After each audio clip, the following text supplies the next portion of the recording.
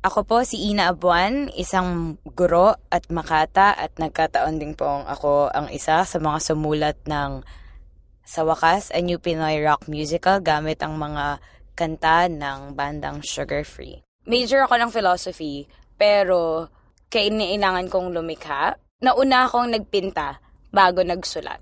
So college siya nag-umpisa. Dahil sa isang guro, sa kanya ako natuto kung paano magbasa ng tula. Tapos sa kanya rin ako natuto kung paano sumulat. Nung naging estudyante niya ako, dun ko nagustuhan yung ganong klaseng buhay na lumilikha. Kaya ako napunta sa tula. Bangka, naisulat ko ang bangka noong mga unang taon ko sa lira at naghahanap ng boses. At ng mga panahong ito, paniwalang paniwala akong sirena. Bangka.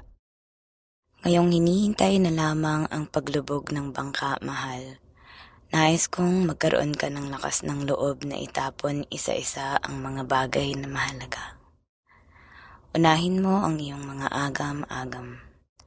Huwag hayaang malubog ka ng bigat ng iyong dibdib. Mahirap pumiglas sa yakap ng tubig.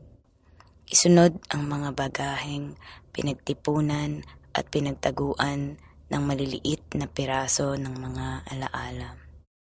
Hayaan mo na lamang ang tubig ang lumimot para sa iyo. At ang panghuli ay ako. Huwag magdadalawang isip na bitiwan ang aking mga kamay. Alam naman nating mahirap lumangoy kapag may kahawak. Huwag mag-alala, mahal. Dito mo naman ako sa dagat unang natagpuan.